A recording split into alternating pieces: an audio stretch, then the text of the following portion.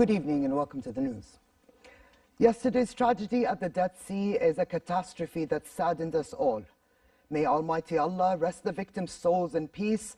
I and all Jordanians are bereaved by this tragedy. Those were the words of His Majesty King Abdullah as he chaired a National Policies Council meeting at Al Husseiniya Palace to follow up on yesterday's tragic incident in the Dead Sea that took the lives of 21 people, mostly school children.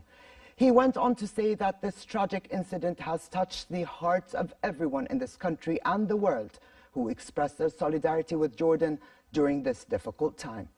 His Majesty called for delivering a detailed report that determines exactly what took place, stressing the need for transparency in identifying who should be held accountable.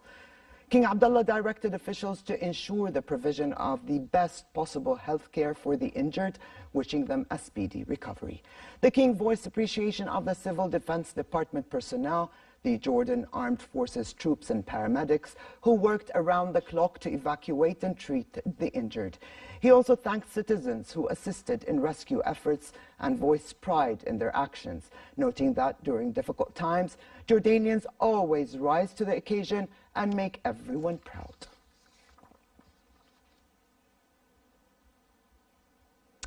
Prime Minister Omar Razzaz decided to form a fact-finding ad hoc committee to investigate the circumstances behind the tragic incident of the Dead Sea.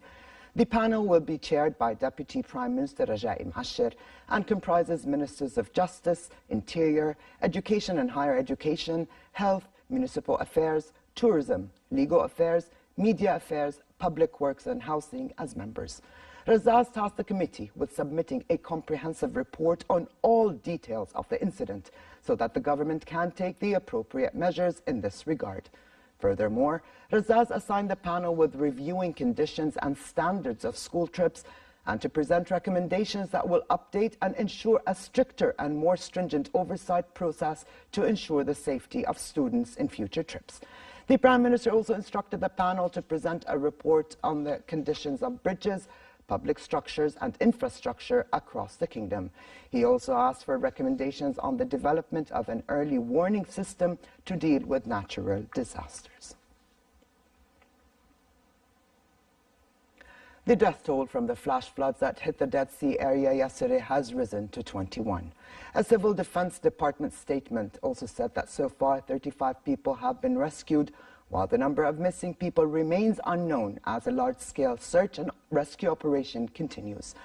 Torrential rains had swept away a group of students and teachers visiting hot springs in the Dead Sea area. A total of 2,000 personnel from military and civil state agencies participated in the large-scale rescue operation, in addition to 100 rescue machineries, 4 helicopters and several boats. Meanwhile, a bridge that leads to the site where the search and rescue operation is underway collapsed this morning. However, the bridge located down the road from the hotel's area and leads to the site of the tragedy did not affect the search and rescue efforts, and there were no reports of injuries. Meanwhile, the Royal Court this morning lowered the flag at half-mast for 3 days to mourn the victims of the Dead Sea tragedy.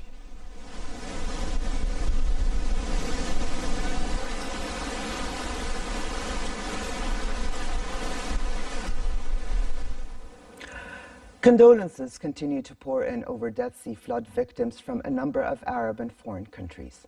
His Majesty received a phone call from the Bahraini monarch Hamad bin Isa Al Khalifa, during which he expressed condolences over the victims of the flash floods that swept through the Dead Sea area. The Bahraini monarch also wished the injured a speedy recovery.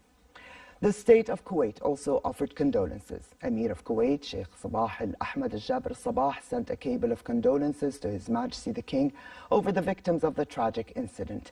He wished the injured a speedy recovery and safety for those missing. His Majesty also received phone calls from Iraqi President Barham Saleh and Prime Minister Adil Abdel Mahdi, during which they expressed condolences over the tragic loss of lives in flash floods in the Dead Sea area. The Iraqi President and Prime Minister wished the injured a speedy recovery. In the phone calls, King Abdullah offered his condolences to the Iraqi leader and Prime Minister over the deaths of Iraqi citizens in the Dead Sea accident. Lebanese Prime Minister Saad al-Hariri also called His Majesty, expressing his condolences over the victims. Crown Prince of Abu Dhabi, Sheikh Mohammed bin Zayed Al Nahyan, expressed his heartfelt condolences to His Majesty King Abdullah and the Jordanian people. Turkey, in a statement released by its embassy in Amman, expressed grief over the deadly floods near the Dead Sea area. The statement said that the Turkish Foreign Ministry conveyed condolences to the Jordanian families and to the brotherly Jordanian people and wished speedy recovery to the wounded. United Nations Secretary General Antonio Guterres said he was deeply saddened by the loss of life and extensive damage that occurred from large-scale flash flooding near the Dead Sea. The World Body Chief, in a statement, conveyed his condolences and deepest sympathy to the families of the victims and the government of Jordan. His Majesty King Abdullah also received a phone call from the chairman of the Presidential Council of Libyan Government of National Accord, Faiz Sarraj, in which he expressed condolences over the victims of floods that swept through the Dead Sea area. Yesterday, His Majesty received phone calls from Saudi King Salman bin Abdulaziz and Egyptian President Abdel Fattah al-Sisi, in which they expressed their heartfelt condolences over the tragic loss of lives in the Dead Sea. Following Friday prayers, mosques across the kingdom held prayers for the absent, for the victims of the Dead Sea school trip. The prayers came at the invitation of the Ministry of Awqaf and Islamic Affairs.